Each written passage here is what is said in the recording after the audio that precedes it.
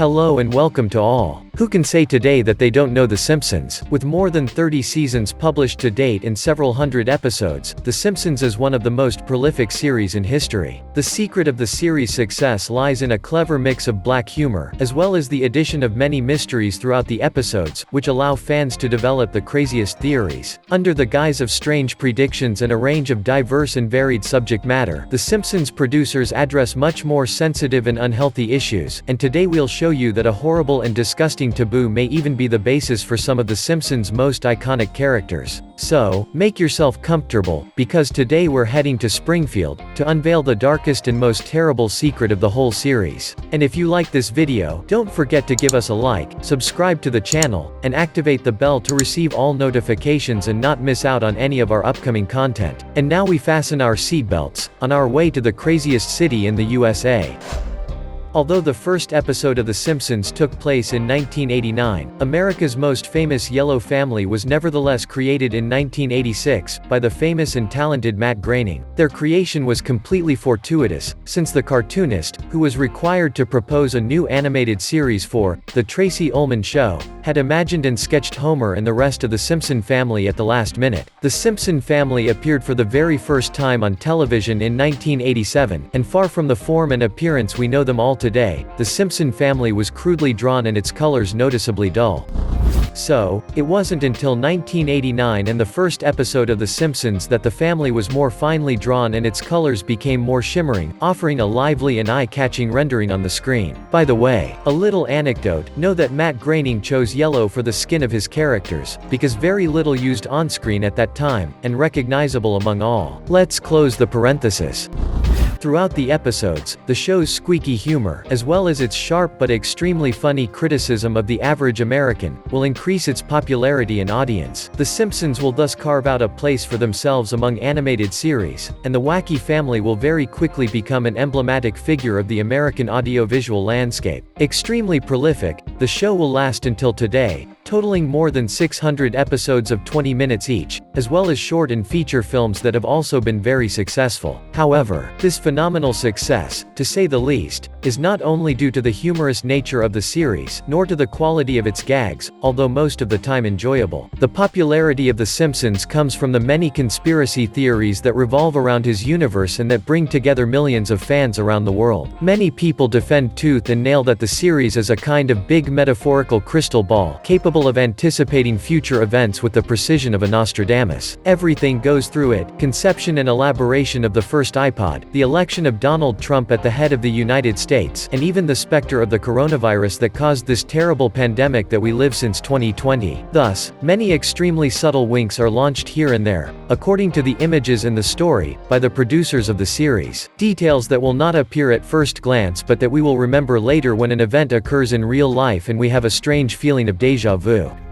Conspiracy theories have even emerged, the least insane of which claim that the series created by Matt Groening simply predicts the future. The creators, for their part, have always remained rather vague on the question, and once affirmed that they choose to invent highly improbable events and include them in the series, but that destiny ends up actually realizing it. This answer, very unconvincing for some, has at least the merit of trying to explain this surprising fact of the many proven predictions of The Simpsons, for there are other theories that are much darker still and that have, for the moment, no logical explanation. Before continuing, it is time to answer the question of the day, and today it is about general culture. What is the name of the principal of Springfield Elementary School, where Bart and Lisa study? Is it option A, Philippe Seymour, option B, Philippe Hoffman, or option C, Seymour Skinner? Think carefully and write what you think is the right answer in the comments. Answer just before the end of the video.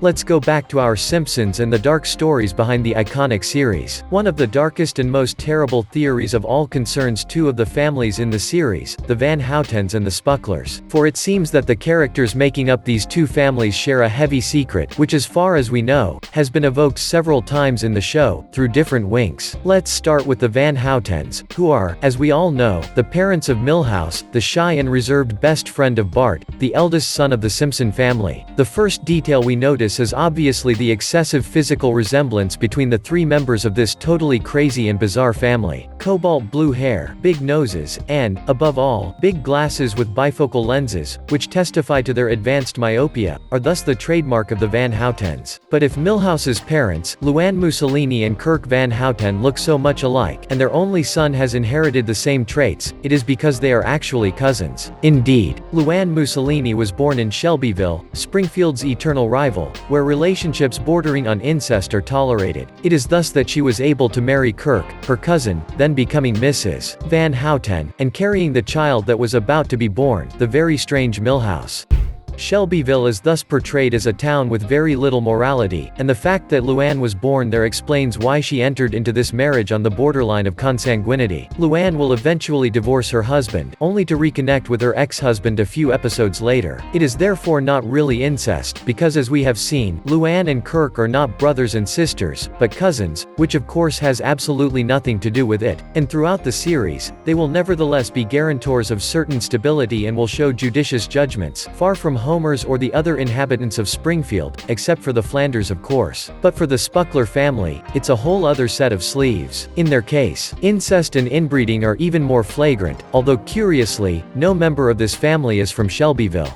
This totally crazy family is portrayed in The Simpsons as the stereotype of the redneck couples of deep Americas, mostly illiterate, armed, and completely wild. The producers of the series go to great lengths to portray Cletus and Brandine Spuckler as an ignorant and dirty couple, always dressed in smelly rags and totally patched up, a clear sign of their extreme destitution. But apart from all these cliches, it is above all the relationship between Cletus and Brandine that is most often criticized, and for good reason, since it is incestuous. Indeed, many episodes of the series openly imply that a kinship bond exists between the two individuals, a bond that could be fraternal. For example, in the episode, Alone Again, Natura Diddley, during a car race, Brandine says to her husband, "Geez Cletus, why do you have to park so close to my parents?" To which her husband immediately replies, "Relax, honey, they're my parents too." So according to this episode, Cletus and Brandine would be siblings, which would be a way for Matt Groening and the producers of the series to once again make fun of the rednecks, who would practice incest. We might innocently believe that this was just a harmless little wink of the production and that in the end, it was just a gag that was going to be revealed over the seasons, but it was not.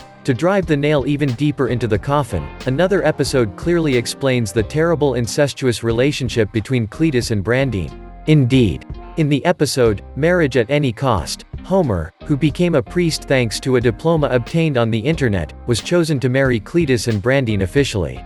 Homer thus accesses the civil status of the two protagonists and asks them, completely shocked, if they are brother and sister. To which Brandine answers very shyly that they are in fact a lot of things. However, in another episode of the series, entitled The Italian Job, Brandine tells Cletus that he is the most wonderful husband and son she has ever had. This not altogether trivial detail, if true, would simply mean that Cletus would in fact be married to his own mother, which is not only incest but also a blatant and obnoxious Oedipal complex. Here again, we would just like to believe in a bad joke that will only last one episode and that will be totally out of context and will not taint the joyful Simpson universe. But alas, another episode confirms all this and gives more credit to this ignoble thesis. Indeed, in the episode, Homer Mayer, Cletus also once called Brandine, Mommy, as if she were his real mother. I'm really cold.